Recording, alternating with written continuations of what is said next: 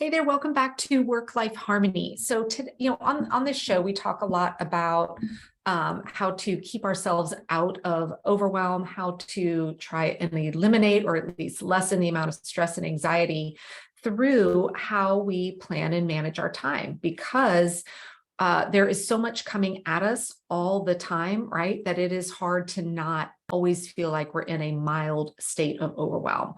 And so I talk about it generally a lot, but today I really want to talk about three specific, what I would call planning systems, three different systems or tools or processes that if you learn how to incorporate these three, they can have a tremendous impact on reducing or completely preventing overwhelm. All right. And the three things that we're going to be breaking down here today is one is this concept of a central list.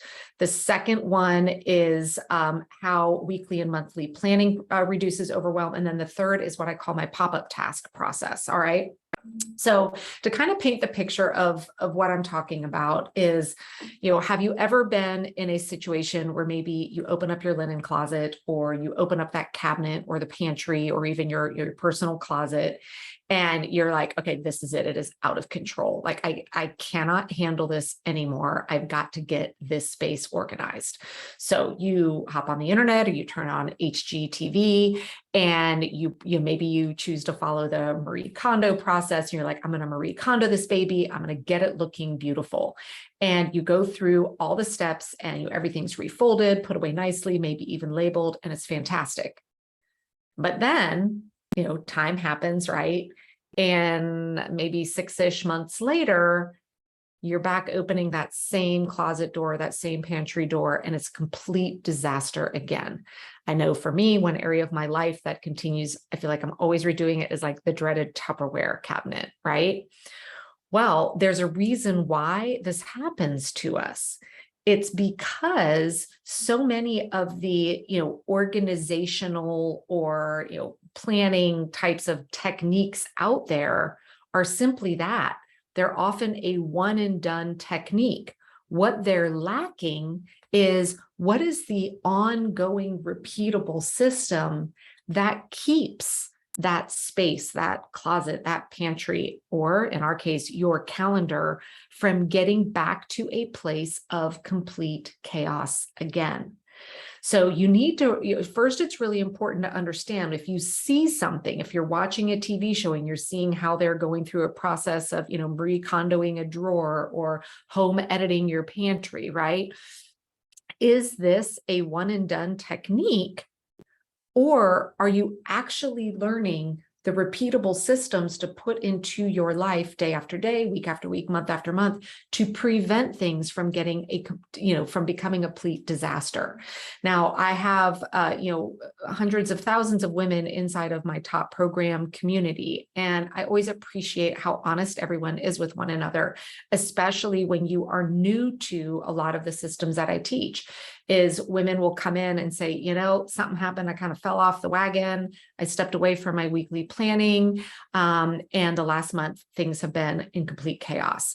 And so I'm coming back in and I'm getting back on top of the system. So that's what, at its heart is so fundamentally different in how I approach talking about how we plan and manage. This is not a one and done. I'm also wanting to share with you the repeatable systems that we do on either a daily, weekly, monthly, quarterly, or annual basis to keep ourselves out of overwhelm, to prevent us from having to constantly go back and reorganize the same thing over and over again. So 3 continuous processes that all tie into planning that I use, that are the 3 that I believe 100% keep myself and so many of my students out of this constant low-level state of overwhelm. The first one, and I talk about this inside of my top framework, is having this centralized list or a central location where, as new things are coming at you, new tasks, new ideas, basically anything that you might consider putting on a to-do list, whether it's for today or 3 months down the road, having one central place where we store all of the things that are competing for our time. Now, this sounds obvious, but I will tell you, 99% of the people that I meet when we dig into it realize they have at least 5 different places where they store this. So it can look like the notebook at your desk, the notepad in your car. Maybe you've got a notepad up by your nightstand. Maybe you have Post-it notes in your kitchen. Maybe you've got something in your purse, right? So if we are perpetually jotting down all the things that are competing for our time in multiple locations, whether you realize it or not, your brain is now kind of feeling like it's got this responsibility to have to remember all of those, so that when you sit down to actually try and decide, okay, what is it that I'm doing today, tomorrow, this week, next month? If your brain is trying to remember where all of the different possibilities are stored, it creates a little bit of anxiety, right? Because we're worried that we're going to forget.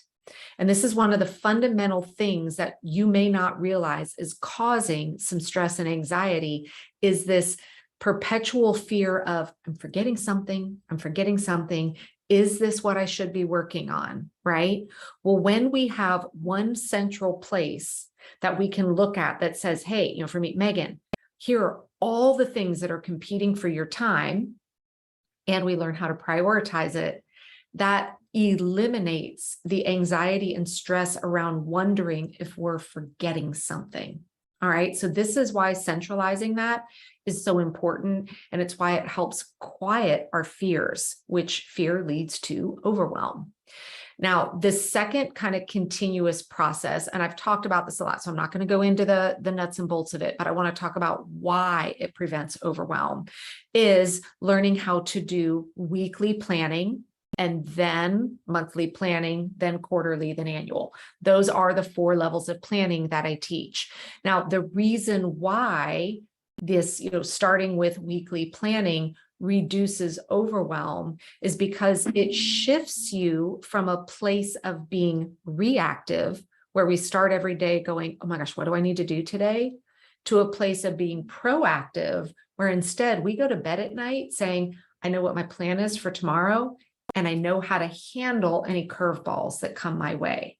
Because when you can crawl into bed and end your day every day feeling confident about, you've got a plan in place, you may need to change it, but you have a plan in place, versus just collapsing into bed and then starting your day wondering, oh my gosh, what am I doing today? And then trying to, in the moment, figure it out.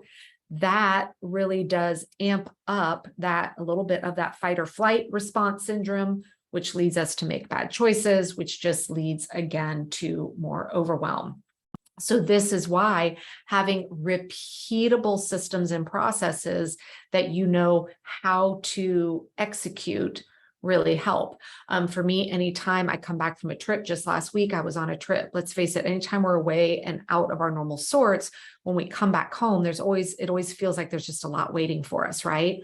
Well, because I have a process for what I do anytime I come home from a trip, I have a process to help me before I leave and a process for when I come back. It helps reduce that feeling of stress or overwhelm anytime I'm coming back home from having been away. So this is why having those planning processes can really, really help. Now, the third one, and I want to talk about this in a little bit more detail here today, that is really helpful, is what I call my pop-up task process.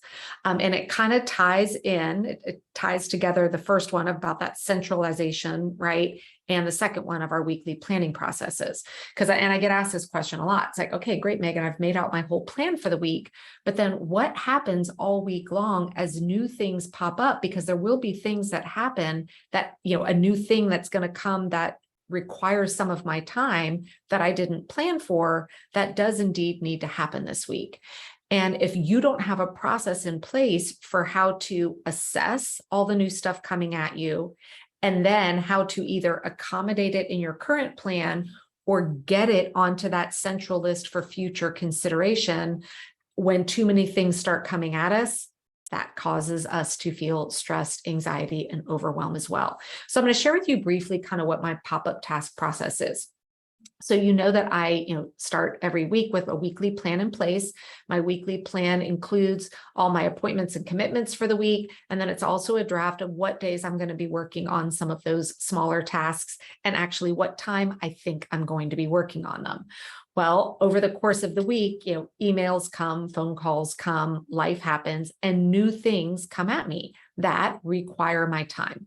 So these are what I call pop-up tasks. So anytime something new happens, and it usually every morning when I go in and process my email, there's at least a couple things that I know I can't handle it right in the moment. It's not a 30-second email response, but now maybe something is coming at me that I realize I need to figure out when I'm going to work on this. The very first question we have to ask ourselves is this a has to get done this week or not?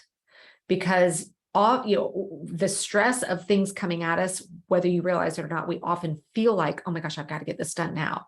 When if we take a step back, and what I do is I look at my plan for the week, I look at this new task, and I'm asking myself, is this important enough to fit into this week? And the first thing we look at is there an impending due date that if I miss this date, the opportunity's gone? And if the answer is yes, and then I decide it is important enough, then in that moment, I am actually adjusting my weekly plan to accommodate that pop-up task. So it might mean that I am moving something that I was planning on doing on Wednesday into some buffer time I built on Friday to accommodate this new task. It can be handled a number of different ways. Now, oftentimes, even though my initial response is, oh my gosh, how am I going to get that done? When I really sit back and look at this task or opportunity and then look at my week, I can realize, it doesn't actually have to get done this week. There's no impending due date. And what I currently have planned for my time this week is more important than this new thing or new opportunity that just came up. In that case, that pop-up task then goes back to the first thing that we talked about, right? That central list of here are all of the things competing for my time.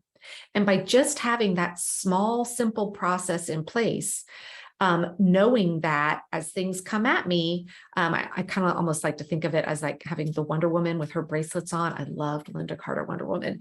That it gives me that ability to kind of put my wrist bracelets up, and as something comes at me, I can hold it up and say, hang on, do I allow this into my plan for the week? And if so, I do it very thoughtfully and intentionally. And if not, then the other risk comes up and it shoots that over to my central list so that it will be there for me when I sit down to do my next weekly planning session to figure out where it lies in the overall priorities. So you can see when we start to build different planning processes, and I've got, 3 core components in my top framework, and then 3 core pillars and then 9 components. One of the 9 components is planning processes, and it's plural because there are a number of little repeatable systems and processes like this that when you master those and then you start to work all of them together, it allows us to really sit down and buckle up back in the driver's seat of our calendar, of our life, and of our time, instead of feeling like we're always in this perpetual state of, in the moment decision making, reacting to what is coming at us. And when we live that way too long, it takes a long-term toll on, bottom line, on our mental health, because we live in a state of feeling anxious and overwhelmed for too long. So I hope that today you will pick, at least one of these 3 things, make a commitment to have that central place. Or if you've been resisting weekly planning, dip your toe in the water of that. And for those of you that are already doing weekly planning, this is your opportunity to say, wow, yeah, I really do need to revisit what my pop-up task process is. Because if you can just get these 3 things in place, I promise you will start to see that underlying level of overwhelm really start to go away, and more importantly, stay away. Because you notice none of these three things are techniques that are one and done, right? We're not just going to go in and pretty up the closet and then not put the systems in place to keep it that way. So I hope you have a wonderful week filled with peace, harmony, and as little overwhelm as possible.